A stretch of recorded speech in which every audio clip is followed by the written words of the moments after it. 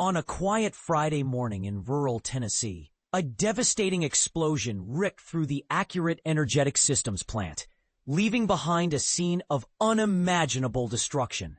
16 lives were lost, and the tight-knit community of McEwen is now grappling with unimaginable grief. But here's where it gets even more heartbreaking.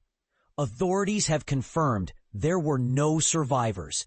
The blast, which leveled the explosives factory and sent shockwaves for miles, has left families shattered and a town searching for answers.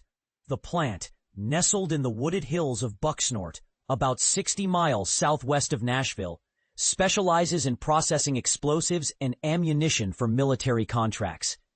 The explosion transformed the facility into a smoldering wreckage of twisted metal and charred vehicles.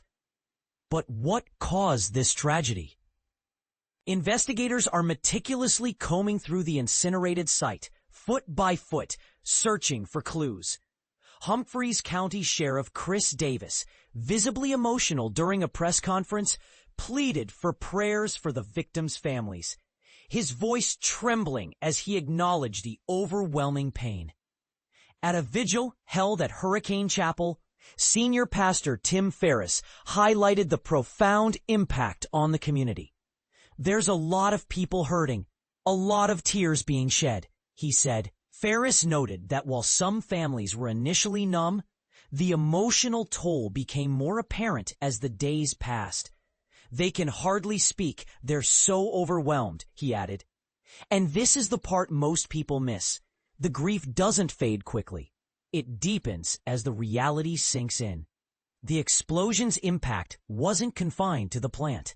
Residents in nearby Lobelville, a 20-minute drive away, felt their homes shake, and some even captured the deafening boom on their cameras.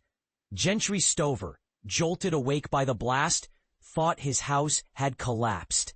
"I realized it had to be accurate," he said, his voice still shaken.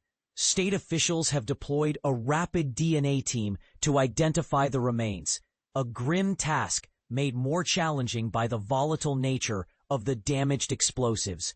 Sheriff Davis emphasized the slow, methodical approach required, noting it's not like working an accident or a tornado. We're dealing with explosions and remains. Could foul play be involved? Davis cautioned it could take days, weeks, or even months to rule it out.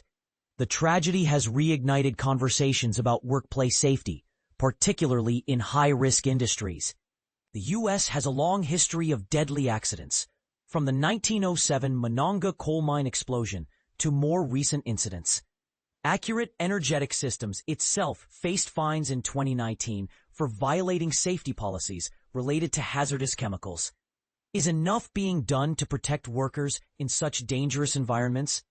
This question lingers as the community mourns. As the investigation continues, the people of McEwen are coming together to support one another. Vigils, prayers, and acts of kindness have become a lifeline for those affected. Pamela Jane Brown, whose acquaintance was injured in the blast, shared, "It was a coming together of the community, a good feeling." Yet amidst the unity, the pain remains raw. Terry Bagsby, a local resident, summed it up. Just a lot of grief. This tragedy raises critical questions. How can we better safeguard workers in high-risk industries? What lessons can be learned from past accidents? And how can communities heal from such profound loss? What do you think? Share your thoughts in the comments. Let's keep this important conversation going.